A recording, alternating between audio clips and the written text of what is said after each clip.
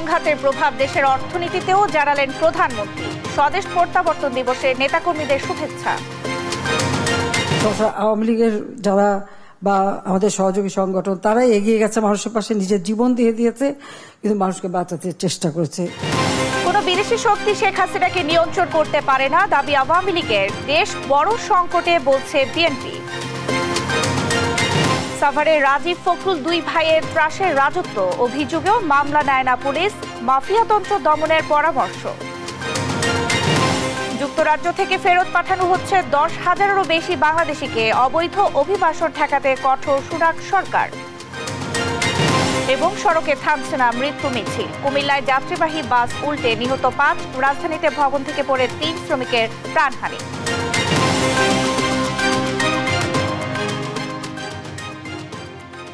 সংবাদ সন্ধ্যায় দেখছিলেন একেএসটিএম টিভার সংবাদ শিরোনাম, সঙ্গে আছে আমি শারমিন নাসি। দেশের মানুষের ভাগ্য উন্নয়নে আওয়ামী লীগ সবসময় এগিয়ে এসেছে এবং আসবে। আওয়ামী লীগ সভাপতি ও প্রধানমন্ত্রী শেখ হাসিনার স্বদেশ প্রত্যাবর্তন দিবসে গণভবনে নেতাকর্মীরা শুভেচ্ছা জানাতে গেলে এ কথা বলেন তিনি। সরকার প্রধান বলেন, ৭৫ পরবর্তী সরকারগুলো মানুষের উন্নয়নের কথা ভাবেনি, শুধু ভোগ বিলাসে লিপ্ত ছিল। জুবাইর রাজিন জানাচ্ছেন বিস্তারিত। ১৯৭৫-এর ১৫ আগস্ট বঙ্গবন্ধুকে সপরিবারে হত্যার পর আওয়ামী লীগে তখন নানা মত ও নেতৃত্বের মেরুকরণ। এ অবস্থায় ১৯৮১ সালের ১৪, ১৫ ও ১৬ ফেব্রুয়ারি ঢাকার ইডেন হোটেলে হয় দলের ১৩তম কাউন্সিল। পাল্টাপাল্টিতে কাউন্সিল ভেঙে পড়ার উপক্রম দেখা দেয়। সে সময় শেখ হাসিনার নাম প্রথম উচ্চারিত হয় আওয়ামী লীগ সভানেত্রী হিসেবে। এরপর ১৭ মে নির্বাসিত জীবনের অবসান ঘটিয়ে ভারত থেকে ফিরে আসেন শেখ হাসিনা। স্বদেশ প্রত্যাবর্তন দিবস উপলক্ষে শুক্রবার সকালে প্রধানমন্ত্রীর সাথে গণভবনে শুভেচ্ছা বিনিময় করেন আওয়ামী লীগের নেতাকর্মীরা। এ সময় কঠিন দুঃসময়ের সেসব দিনের কথা তুলে ধরেন তিনি। ৭৫ পর আমাদের আওয়ামী লীগের সকল নেতাকর্মী গ্রেপ্তার ছিল, বন্দী ছিল। তখন অনেকেই লন্ডনে, এরপরে যে মুক্তি পেল তখন অনেকে লন্ডনে আসলো। আর তাছাড়া আমি নিজে ওখানে আমাদের দলটাকে সুসংগঠিত করার চেষ্টা করেছিলাম, যদিও আমি দলের কিছু ছিলাম না, কিন্তু সারা ইংল্যান্ডের বিভিন্ন এসে ঘুরে ঘুরে আমাদের নেতাদের সাথে, সেসব অনেক নেতাদের সঙ্গে কথা হয়। শেখ হাসিনা বলেন, বঙ্গবন্ধু যে বাংলাদেশের স্বপ্ন দেখেছিলেন অনেকটা বাস্তবায়ন করতে পেরেছে তার সরকার।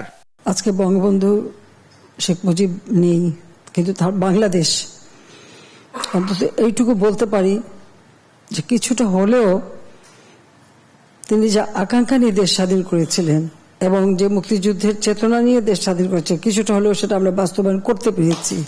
আওয়ামী লীগ সভাপতি দাবি করেন, ৭৫ পরবর্তী সরকারগুলো ভোগবিলাসে লিপ্ত ছিল, দেশের কোনো উন্নয়ন করেনি। ৭৫ পর সেনাবাহিনীতে হাজার হাজার অফিসার সৈনিকদের হত্যা করেছে, বিমান বাহিনীর অফিসারদের হত্যা করেছে, সৈনিকদের হত্যা করেছে, আমাদের আওয়ামী লীগের নেতা কর্মীকে অত্যাচার নির্যাতন করেছে শুধু তাদের ক্ষমতাটাকে কক্ষিগত করতে, কিন্তু দেশের কোনো উন্নতি করতে পারেনি। মানুষের বিপদে সবসময় আওয়ামী লীগ এগিয়ে এসেছে এবং আসবে বলেও জানান প্রধানমন্ত্রী।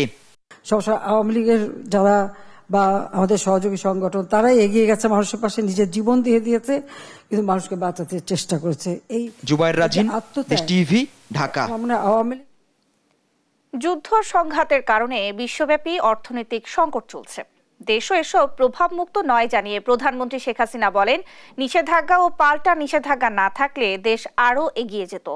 বাংলাদেশ অর্থনৈতিক সমিতির দ্বিবার্ষিক সম্মেলনের উদ্বোধনী অনুষ্ঠানে এসব কথা বলেন প্রধানমন্ত্রী। জানান, আগামী অর্থ বছরের বাজেট ঘোষণা হবে ৬ জুন। কিছুটা কমতে পারে জিডিপি আকার। বিস্তারিত শামিমা আক্তারের রিপোর্টে। রাজধানীর ইঞ্জিনিয়ার্স ইনস্টিটিউশন মিলনায়তনে বাংলাদেশ অর্থনীতি সমিতির ২২তম দ্বিবার্ষিকী সম্মেলন। উদ্বোধনী অনুষ্ঠানে প্রধান অতিথি হিসেবে যোগ দেন প্রধানমন্ত্রী শেখ হাসিনা। ২ দিনব্যাপী এই সম্মেলনের মূল প্রতিপাদ্য পরিবর্তিত বিশ্ব, অর্থনীতি ও বাংলাদেশ। প্রধানমন্ত্রী বলেন, যুদ্ধবিধ্বস্ত বাংলাদেশে শূন্য হাতে যাত্রা শুরু করে মাত্র ৩ বছর ৭ মাসে স্বল্পোন্নত দেশে রূপান্তরিত করেন বঙ্গবন্ধু। তার পদাঙ্ক অনুসরণ করেই রাষ্ট্র পরিচালনা করছেন। ২০০৯ সালে জিডিপির পরিমাণ ছিল মাত্র $১০২ বিলিয়ন। ২০২৩ সালে সেই পরিমাণ বৃদ্ধি পেয়ে $৪৫০ বিলিয়ন ছাড়িয়েছে। শেখ হাসিনা জানান, যুদ্ধ সংঘাতের কারণে বিশ্বব্যাপী অর্থনীতির সংকট চলছে, বাংলাদেশও সেই প্রভাব মুক্ত নয়। কোভিড-19 দেখা দিল, তার একটা অতিমারি অর্থনীতির উপর প্রচণ্ড চাপ, বিভিন্ন দেশে অর্থনৈতিক মন্দা দেখা দিল, কিন্তু বাংলাদেশে কিন্তু আমরা আমাদের অর্থনীতির গতিটা অব্যাহত রাখতে পেরেছিলাম। তখন আমাদের 5 ভাগ পর্যন্ত আমরা প্রবৃদ্ধি তুলতে পেরেছিলাম। এরপরে রাশিয়া ইউক্রেন যুদ্ধ, স্যাংশন কাউন্টার স্যাংশন, তার ধাক্কাটা এখন এসে লাগছে আমাদের। এতদিন আমরা যেটা ধরে রেখেছিলাম, এখন সেখানে একটা আঘাত এসেছে। এই স্যাংশন কাউন্টার স্যাংশন এগুলি যদি না হতো আর যদি এই যুদ্ধ না হতো, তাহলে হয়তো আমরা আমাদের স্মুথ গতিতে যেতে পারতাম। বিদেশিদের উপদেশ মেনে দেশের উন্নয়ন হবে না জানিয়ে প্রধানমন্ত্রী মাটি মানুষের কথা বিবেচনায় রেখে উন্নয়ন পরিকল্পনা করার আহ্বান জানান অর্থনীতিবিদদের। হয়তো অর্থনীতি অত বড় বড় সংজ্ঞা আমি বুঝবো না, কিন্তু আমি একটা জিনিস বুঝি যে মানুষের জন্য কাজ করতে হবে, মানুষ কি পেল সেটা দেখতে হবে।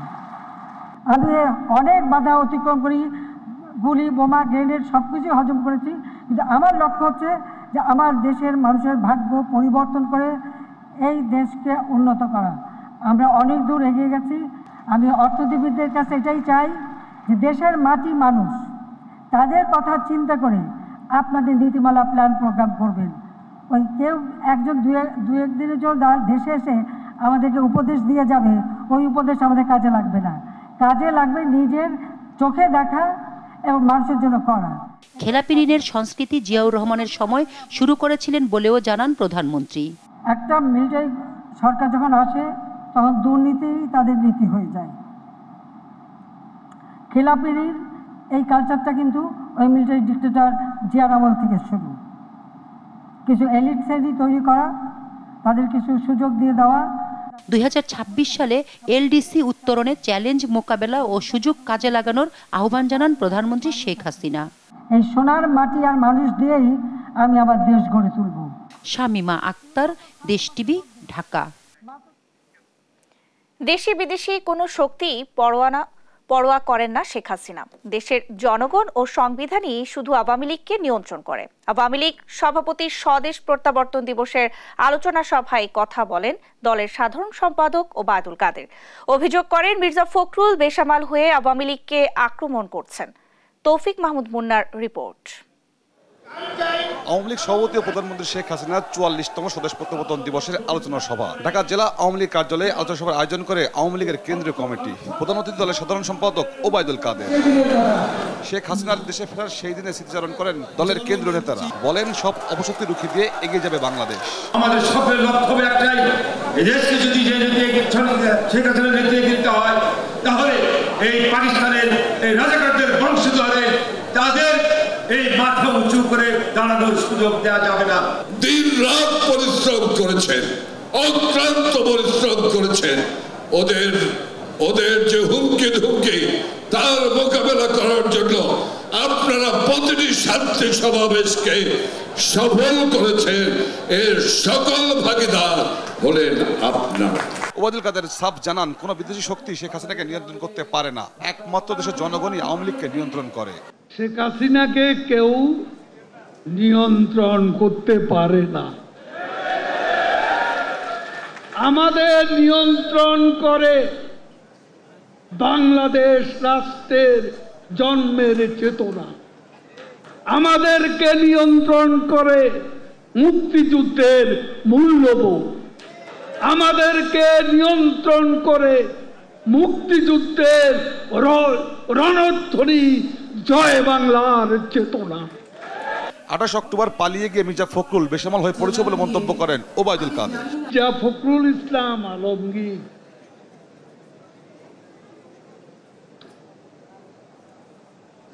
28 অক্টোবর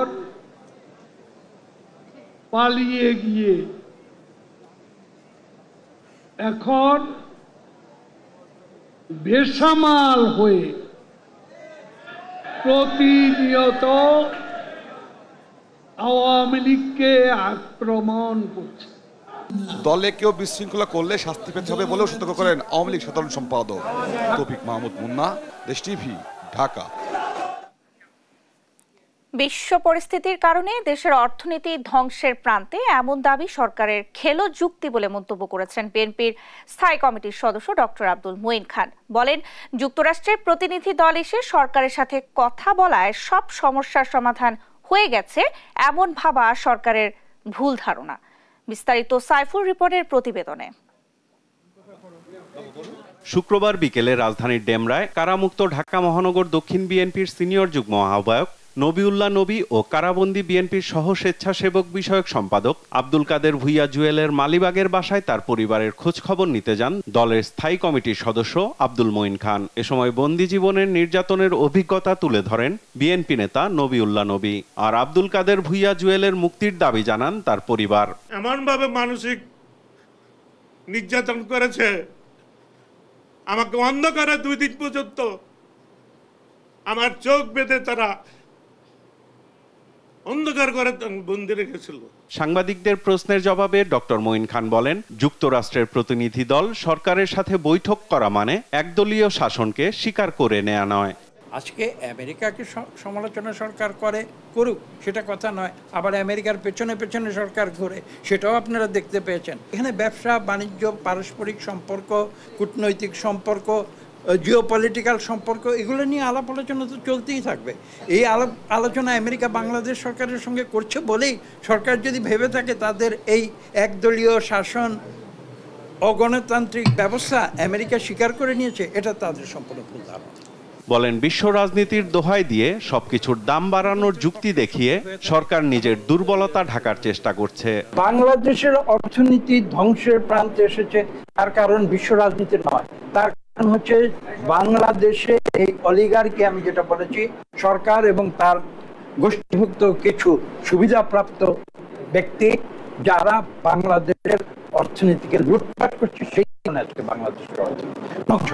এই কথাটি কিন্তু স্পষ্ট করে বুঝতে হবে। র্যাবের ওপর নিষেধাজ্ঞা প্রত্যাহারের প্রক্রিয়া চলছে, সরকার এমন মিথ্যা গল্প প্রচার করলেও কোনো লাভ হয়নি বলে মন্তব্য করেন ডক্টর আব্দুল মঈন খান। তারা যে র্যাবের উপরে যে স্যাংশন দিয়েছে, বাংলাদেশের উপরে যে ভিসা স্যাংশন দিয়েছে, সেগুলো আমেরিকা প্রত্যাহার করে নিয়েছে। আজকে সেই মিথ্যা গল্প ফেদে কোনো লাভ হয়েছে? সাইফুল রিপন, দেশ টিভি, ঢাকা। সাভারে রাজীব ফখরুল 2 ভাইয়ের ত্রাসের রাজত্বে তটস্থ সাধারণ মানুষ। আইনি জটিলতা এড়াতে স্বজনদের নামে সম্পদ গড়ে চলছেন রাজীব। রাজনীতির ছত্রছায়ায় জমি দখল, চাঁদাবাজিতে 2 দেশকে সাভারবাসীর কাছে দুর্ধর্ষ আতঙ্ক রাজীব। তার দুর্নীতির সহযোগী শ্যালক রুবেল, বাবু, সহযোগী ট্যাপা জাকির, ছোট ভাই তেঁতুল ঝরার চেয়ারম্যান ফখরুল আলম সমরও কয়েকশো কোটি টাকার মালিক। মঞ্জুরুল আলম রাজীবের অবৈধ সম্পদ অনুসন্ধানের ধারাবাহিকের 2য় পর্ব আজ। সজীব রহমানের ছবিতে জানাচ্ছেন ফখরুল ইসলাম। সাভারের শূন্য থেকে হাজার কোটি টাকার মালিক বনে যাওয়া মঞ্জুরুল আলম রাজীবের অবৈধ সম্পদ নিজের নামের পাশাপাশি গড়েছেন অন্যদের নামেও। আইনি জটিলতা এড়াতে রাজীব সম্পদের সাম্রাজ্য করেছেন শ্যালক রুবেল, বাবু, ভাই জাহাঙ্গীর সমর, মামা ঠান্ডু মোল্লা ও ক্যাডার জাকিরের নামে। শ্যালক রুবেল 17 বছর আগেও গার্মেন্টসে চাকরি করতেন। রাজীবের শ্বশুর ও রুবেলের পিতাও ছিলেন সামান্য বেতনে একসময়ের ধলেশ্বরী ফ্যাক্টরির কর্মচারী। রাজীবের বদৌলতে 1 দশকে তারাও এখন গার্মেন্টস মালিক। দরিদ্র ছিল, কিন্তু 3 বেলা খাওয়ার যদি নেই। রুবেলের বাপায় তো ধলেশ্বরী মিলে একজন অফার আছে, হেমন্তপুর থেকে শুরু করে একবারে রপ্তানি পর্যন্ত সবগুলো তারা একইতে মাল নামায়। রুবেলের কয়েকশো কোটি টাকার সম্পদ রাজীবেরই। অভিযোগ আছে সাভার, উলাইল, গ্যান্ডায় কয়েকশো গার্মেন্টসের ঝুট ব্যবসার একচ্ছত্র মাফিয়া রাজীবের শ্যালক রুবেল ও বাবু, যেখান থেকে মাসে কোটি কোটি টাকা আয় করেন রাজীব, রুবেল ও বাবু। সাভার ব্যাংক টাউনে রয়েছে রাজীবের শ্যালক রুবেল ও বাবুর নামে শতাধিক ফ্ল্যাট। 15/1 টিউলিপ গার্ডেনে 3টি ফ্ল্যাট, 16/12 মায়েশা কর্টেজে 22টি ফ্ল্যাট, ব্যাংক টাউন 3 নম্বর রোডে 2টি বাড়িতে 21টি ফ্ল্যাট। মালিহা নামের এই বাড়িতে 3টি ফ্ল্যাট, যেখানে রুবেল নিজেই থাকেন। 10 নম্বর রোডে 11 কোটি টাকা মূল্যের 3টি প্লট। 3 নম্বর রোডের 6/1 জোড়া বিল্ডিংয়ে 42টি ফ্ল্যাট। ব্যাংক টাউনের এই টিনশেড মার্কেট দখল করে মাসে লাখ লাখ টাকা আয় করেন রুবেল। এই গরুর ফার্মটিও রুবেলের। এই পরিত্যক্ত বাড়িটিও দখলে নিয়েছেন রুবেল বাবু। সে হচ্ছে সাভারের একমাত্র ত্রাস। রাজীব এই জমিতে দখল করবে বা কি করবে, লোকজন ভয়ে সে এলাকা ছাইরে পালাই যায়। রাজীবের আরেক ডানহাত টেপা জাকির ওরফে মামা জাকির। দেশ বিদেশে রাজীবের বেশিরভাগ সম্পত্তি নাকি এই জাকিরের নামে। 50 ভরি স্বর্ণ সবসময় পরে ঘুরে বেড়ান জাকির। আত্মীয় না হয়েও রাজীবের রাজ রিয়েল এস্টেটের এমডি এই জাকির। শুধু তাই নয়, জাকির রাজীবের অনেক ব্যবসা বাণিজ্য দেখাশোনা করেন। 15 বছর আগেও জাকিরের পরিবার চালানো যেখানে দায় ছিল, সাভার জিরাবো ফুলপুর এলাকায় কয়েক একরের উপর গড়ে তোলা এই বিলাসী বাড়ি ও গরুর খামার চোখ বদলে দেবে। রাজীব সমরের চাঁদাবাজি, টেন্ডারবাজি ও সব ব্যবসার কেশিয়ার হওয়ায় জাকিরের ভয়ে তটস্থ থাকেন এলাকাবাসী। জাকির ভাইয়ের নাম দিলে মনে করে, বাংলা ভাইয়ের নাম দিলে মনে করে হাডু বলতে কাঁপে সবাই। নাম করলে এই এলাকার কেউ আসবে না সামনে, যত ক্ষমতাশালী লোক জুট মুসলদের রাইখে। সাভারের রাজনৈতিক ও প্রশাসনিক সব ক্ষমতা রাজীব পরিবারের দখলে।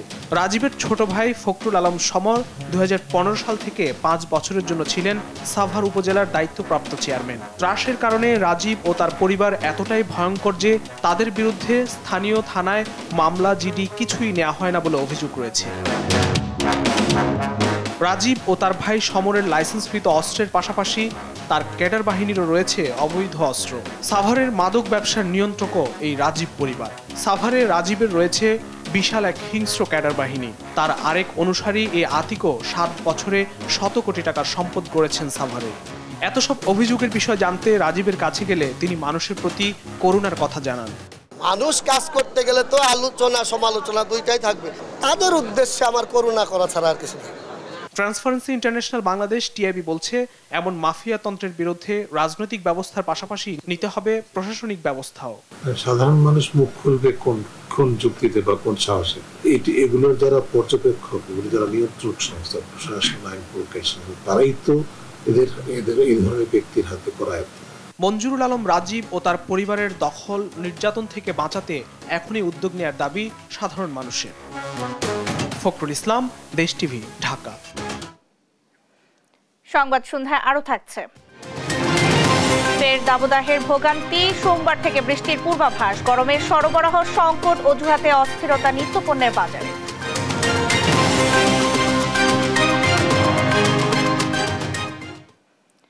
অবৈধ বাংলাদেশিদের ফেরত পাঠাতে কঠোর অবস্থানে যুক্তরাজ্য। ঢাকার সঙ্গে ব্রিটিশ সরকারের ফাস্ট ট্র্যাক রিটার্ন চুক্তি অনুযায়ী রাজনৈতিক আবেদন প্রত্যাখ্যান হওয়ায় 10,000-এর বেশি বাংলাদেশিকে ফেরত পাঠাতে যাচ্ছে ঋষি সুনাক সরকার। এমনই চাঞ্চল্যকর প্রতিবেদন প্রকাশ করেছে দ্য টেলিগ্রাফ।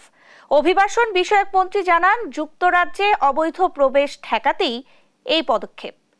লুৎফর কবিরের রিপোর্টে থাকছে বিস্তারিত। উন্নত জীবনের আশায় প্রতি বছরই বিভিন্ন দেশ থেকে যুক্তরাজ্যে পাড়ি জমান হাজার হাজার মানুষ। সেই তালিকায় প্রথমেই আসে বাংলাদেশের নাম। পড়াশোনা বা ভ্রমণের জন্য দেশটিতে প্রতি বছর ঢুকছে বহু বাংলাদেশি। তবে যারা গিয়ে সেখানে অবৈধ হয়ে পড়ছেন তাদের বিরুদ্ধে এবার কঠোর অবস্থানে ব্রিটিশ সরকার। ব্রিটিশ সংবাদ মাধ্যম দ্য টেলিগ্রাফের বৃহস্পতিবারের এক প্রতিবেদনে এসেছে, গেল বছরেই ভিসা নিয়ে দেশটিতে প্রবেশ করেছেন প্রায় 11,000 বাংলাদেশি, যাদের লক্ষ্য ছিল স্থায়ীভাবে বসবাস করা। প্রাথমিক আশ্রয়ের জন্য তাদের মধ্যে মাত্র 5% আবেদন মঞ্জুর হয়। বাকি 10,000-এর বেশি বাংলাদেশির আবেদন খারিজ করে দিয়েছে যুক্তরাজ্যের অভিবাসন কর্তৃপক্ষ। আবেদন খারিজ হওয়া এসব আশ্রয় প্রার্থীদের এখন বাংলাদেশে ফেরত পাঠাতে চায় ঋষি সুনাক সরকার। অবৈধ বাংলাদেশি অভিবাসীদের ফেরত পাঠানো সহজ করতে চলতি সপ্তাহে বাংলাদেশের সঙ্গে ফাস্ট ট্র্যাক রিটার্ন চুক্তি করে যুক্তরাজ্য। ওই চুক্তিতে স্বাক্ষর করেন ব্রিটেনের অবৈধ অভিবাসন বিষয়ক মন্ত্রী মাইকেল টমিলসন, যেখানে উভয় দেশ পারস্পরিক অংশীদারিত্বের পাশাপাশি অর্থনৈতিক, সাংস্কৃতিক ও সামাজিক বিষয়ে সহযোগিতার ব্যাপারে প্রতিশ্রুতিবদ্ধ। এ বিষয়ে ব্রিটিশ মন্ত্রী বলেন, অবৈধভাবে যুক্তরাজ্যে প্রবেশ ঠেকাতে এসব অভিবাসীদের ফেরত পাঠানোর পরিকল্পনা একটি গুরুত্বপূর্ণ অংশ। দেশটির সরকারের পরিসংখ্যানে টেলিগ্রাফ আরও জানিয়েছে, 2023 সালের মার্চ পর্যন্ত রেকর্ড 21,525 জন ভিসাধারী যুক্তরাজ্যে আশ্রয়ের আবেদন করেন, যা বিগত বছরের তুলনায় 154% বেশি। লুৎফর কবির, নিউজ ডেস্ক, দেশ টিভি। কুমিল্লার 14 গ্রামের ঢাকা চট্টগ্রাম মহাসড়কে যাত্রীবাহী বাস নিয়ন্ত্রণ হারিয়ে খাদে পড়ে 5 জন নিহত হয়েছেন। আহত হয়েছেন আরও 7 জন। শুক্রবার ভোরে ঢাকা চট্টগ্রাম মহাসড়কের বসন্তপুর এলাকায় ঢাকা থেকে চট্টগ্রাম কক্সবাজারগামী রিল্যাক্স পরিবহন নিয়ন্ত্রণ হারালে হতাহতের এই ঘটনা ঘটে। কুমিল্লা থেকে সুমন কবিরের তথ্যচিত্রে শুভশ্রী রায়ের প্রতিবেদন। বিয়ের ফুল ফুটেছে মাত্র সপ্তাহ দুয়েক, এর মধ্যেই জীবনের চরম বাস্তবতায় বিষাদের কালো ছায়া ঘিরে ধরেছে টলিকে। প্রিয় স্বামীকে হারানোর শোক সইতে না পেরে বারবার এভাবেই মূর্ছা যাচ্ছিলেন এই নববধূ। ওই ঢাকা থেকে রওনা দিয়েছিল, আমাদের বিয়ে হয়েছে এখন 1 মাস হয় নাই, 19 তারিখে আসলে 1 মাস হবে। উনি আমাদের বাড়িতে আসতেছিল।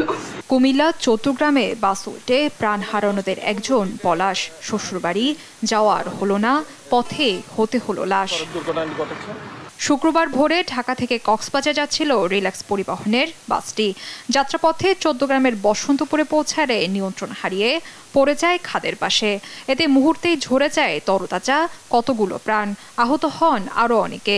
গাড়িটা বেপরোয়া গতিতে 2-3টা মানে ইয়ার মধ্যে যা দেখলাম বেপরোয়া গতি ছিল, আর 40-6:40 পরে হঠাৎ করে দেখলাম গাড়িটা মানে ধুম ধুম করে আওয়াজ হচ্ছিল। দেন দেখি গাড়িটা পরে পড়তে মানে একদম উল্টাই গেল, কোথায় গিয়ে পড়ছে কিচ্ছু জানি না। আমার বাইকটা মারা গেছে, তা আমি কিভাবে বের হয়েছি এখান থেকে গাড়ি থেকে সেটা আমি নিজেও জানি না। ওখানে ঘুমেছিলাম, টোটো কিছু দেখি নাই। তাই আমাদেরকে পুলিশ এখান থেকে উদ্ধার করছে, উদ্ধার করার পর আমাদেরকে হাসপাতাল নিয়ে তারপর চিকিৎসা করছে। খবর পেয়ে ঘটনাস্থলে পৌঁছায় পুলিশ ও ফায়ার সার্ভিস। আহতদের উদ্ধার করে চৌদ্দগ্রাম উপজেলা স্বাস্থ্য কমপ্লেক্সে ভর্তি করা হয়েছে। 5 জনকে মৃত অবস্থার দরকার, আমরা যদি মৃত্যু বলি না, কিন্তু তারা বলছে যে মানে মারা গেছে এমন আর কি। তাদেরকে উদ্ধার করে আমরা পুলিশের কাছে হস্তান্তর করি, আর বাকি যারা আরো যারা ছিল তাদেরকে রেস্কিউ করে প্রাথমিক চিকিৎসাতে আমরা তাদেরকে তাদের বাড়ি ঘরে পাঠিয়ে দিই। বাস চালকের অসতর্কতায় ঘটতে পারে দুর্ঘটনা, বলছে হাইওয়ে পুলিশ। আমি দেখেছি যে তেমন কোনো প্রতিবন্ধকতা নাই, কোনো ব্যারিয়ারও নাই। কয়েকটা বাসের ছাড় আছে আর সম্পূর্ণ ফাঁকা রাস্তা। তো এই সমস্ত জায়গায় যদি অ্যাক্সিডেন্ট ঘটে থাকে, তখন আমার কাছে মনে হয় যে ড্রাইভারের অসতর্কতার কারণেই। নিউজ ডেস্ক, দেশ টিভি। বোনের লাশ দাফন শেষে ঢাকায় ফিরে প্রাণ হারালেন ভাই আলতাফ। রাজধানীর বাসাবোয়ে নির্মাণাধীন ভবন থেকে পড়ে নিহত আলতাফ সহ 3 শ্রমিক। অভিযোগ উঠেছে, কর্মরত শ্রমিকদের নিরাপত্তা নিশ্চিত না করেই চলছিল নির্মাণ কাজ। পুলিশ বলছে তদন্ত করে আইনি ব্যবস্থা নেওয়া হবে। M A আজিমের report. শুক্রবার সকালে রাজধানীর বাসাবোই নির্মাণাধীন এ বহুতল ভবনে কাজ করছিলেন 8 থেকে 10 জন শ্রমিক। দেয়ালের পলেস্তরার কাজ করতে বাঁশের চালায় উঠলে তা ভেঙে নিচে পড়ে যান 3 জন। আহতদের উদ্ধার করে মুগদা হাসপাতালে নেওয়া হলে কর্তব্যরত চিকিৎসক 2 জনকে মৃত ঘোষণা করেন। পরে ঢাকা মেডিকেলে চিকিৎসাধীন অবস্থায় মারা যান আরও 1 জন। 3 জন লোক পড়ে গেছে, এখন হসপিটালে নিয়ে গেছে। লেবারটা উপরটা নামলো, রাজবার করলো, 2-3 জন লোক বার করলো চিপারটা, উপর থেকে পড়ছে। 5 দিন আগে ওনার বোন মারা গেছে। তার বোন মাটি দিয়ে কালকে বিকেলবেলা ঢাকা আসছে, আজকে সকালবেলা কাজে আসছে। কাজে আসার পরে এই জায়গায় কাজে আসার পরে যে জায়গায় কাজ করে ভবন, এই ভবনে কোনো সেফটি ছিল না, উপরে প্লাস্টিক করতে যায় যে ভেঙে পড়ে সেও মারা গেছে। স্থানীয়রা জানান, নিয়ম নীতির তোয়াক্কা না করে নির্মাণ কাজ শুরু হয়েছিল ভবনটিতে, যা রাজকের দৃষ্টি আকর্ষণও করেছিলেন তারা। এরপরও পর্যাপ্ত সুরক্ষা ব্যবস্থা ছাড়াই কাজ চালিয়ে যান ভবন মালিক। পাতাল্লা বাস দিয়ে যে মাছটার চলছে, ওই বাসটা ওই মানুষের লোডটা ওই বাসটাই নিতে পারে না। এরা রাজুকের অনুমতির বাইরে গিয়া অনেক দূর আগায় কাজ করছে, রাজুকের কোনো নিয়ম তারা মানে নাই এবং কোনো রকম সেফটি নেই। দুপুরে ঘটনাস্থল পরিদর্শন করেন পুলিশের ঊর্ধ্বতন কর্মকর্তারা। ঘটনা তদন্ত করে ব্যবস্থা নেওয়ার কথা জানান তারা। অবহেলাজনিত এবং যথাযথ নিরাপত্তা প্রোটোকল না মেনে এই কাজটি করা হয়ে থাকে, যেটি আমরা মনে করছি হয়তো হয়েছে। তাছাড়া এই ধরনের একটি দুর্ঘটনা সংঘটিত হওয়ার সুযোগ ছিল না, সেক্ষেত্রে আমাদের আইনগত ব্যবস্থা প্রক্রিয়াধীন। ঘটনার পর থেকে নির্মাণাধীন বাসার মালিক পলাতক রয়েছেন। নিহত 3 জনের মধ্যে আলতাফ বোনের লাশ দাফন করে জামালপুর থেকে ফিরে শুক্রবারই কাজ শুরু করেছিলেন। এম এ আজিম, দেশ টিভি, ঢাকা। দেখছেন সংবাদ সন্ধ্যা। আবারও বেড়েছে গরমের তীব্রতা। দেশের বিভিন্ন জেলার উপর দিয়ে বয়ে যাচ্ছে মৃদু থেকে মাঝারি তাপপ্রবাহ। এদিকে আবহাওয়া অফিস থেকে মিলেছে স্বস্তির খবর। বলছে 18 তারিখ থেকে দেশের কোথাও কোথাও বৃষ্টি হয়ে 20 তারিখ সারা দেশে বৃষ্টির মধ্যে তাপমাত্রা প্রশমিত হওয়ার সম্ভাবনা রয়েছে। সাবরিনা মজুমদারের রিপোর্টে থাকছে বিস্তারিত। সারা দেশে আবারও শুরু হয়েছে তাপপ্রবাহ। ঢাকা সহ দেশের বেশিরভাগ এলাকায় 3 দিন ধরে মৃদু থেকে মাঝারি তাপপ্রবাহ বয়ে যাচ্ছে। এতে কাঠফাটা রোদ আর ভ্যাপসা গরমে অতিষ্ঠ জীবন। গরম তো এখন প্রচুর গরম, এখন বের হয়েছি ঘর থেকে প্রয়োজনের খাতিরে। গরম বেশি তো এই জন্য বারবার চেষ্টা হচ্ছে। প্রচন্ড গরমের কারণে আমরা বাইরে খুব একটা সময় থাকতে পারতেছি না। গরমের তীব্রতায় তৃষ্ণায় গলা ভেজাতে অনেকেই ছুটছেন রাস্তার পাশে শরবতের দোকানে। কোথাও যেন নেই স্বস্তির আভাস, বিপাকে মানুষ। প্রচন্ড গরম, রাস্তা থেকেও তো হিটে উঠতেছে দেখতেছেন। তাপমাত্রা একটু বেড়ে গেছে, একটু কষ্ট আছে। আমাদের তো কলেজ যাইতে হয়, রেগুলার কলেজ কোচিং, আসলে চলাচল খুবই কষ্ট হইতেছে। দুপুরবেলা আমরা ছাতা ছাড়া কোনো জায়গায় যেতে পারি না। আবহাওয়া অফিস বলছে 18 মে থেকে দেশের কোথাও কোথাও বৃষ্টিপাত শুরু হবে। কালকের পর থেকে 19 তারিখে আমরা আশা করছি যে 19 তারিখে বৃষ্টিপাতের এলাকা আরও কিছুটা বেড়ে যেতে পারে। সেই ক্ষেত্রে সিলেট, চট্টগ্রাম বিভাগ, সেই সাথে বরিশাল বিভাগের কিছু কিছু জায়গাতে বৃষ্টি হতে পারে। দমকা বাতাস ও বজ্রসহ বৃষ্টিপাতের সম্ভাবনা রয়েছে। আর 20 মের পর তাপমাত্রা কমবে। 20 তারিখে খুলনা বিভাগ ছাড়া বা খুলনা বিভাগেরও 2-1টি স্থান ছাড়া সারা দেশে মোটামুটি তাপপ্রবাহের যে বর্তমান অবস্থা সেটা অনেকটা প্রশমিত হতে পারে। শুক্রবার ঈশ্বরদী ও চুয়াডাঙ্গায় তাপমাত্রা রেকর্ড করা হয় 39.5 ডিগ্রি সেলসিয়াস। আর সর্বনিম্ন 24 ডিগ্রি সেলসিয়াস তাপমাত্রা রেকর্ড করা হয়েছে পঞ্চগড়ের তেঁতুলিয়ায়। সাবমিনা মজুমদার, দেশ টিভি, ঢাকা। সংবাদ সন্ধ্যায় আরো থাকছে। যুক্তরাষ্ট্রে বাংলাদেশ দল বিশ্বকাপের ছন্দ ধরে রাখতে চান তাসকিন। প্রস্তুতি ম্যাচে প্রতিপক্ষ ভারত ও ইউএসএ।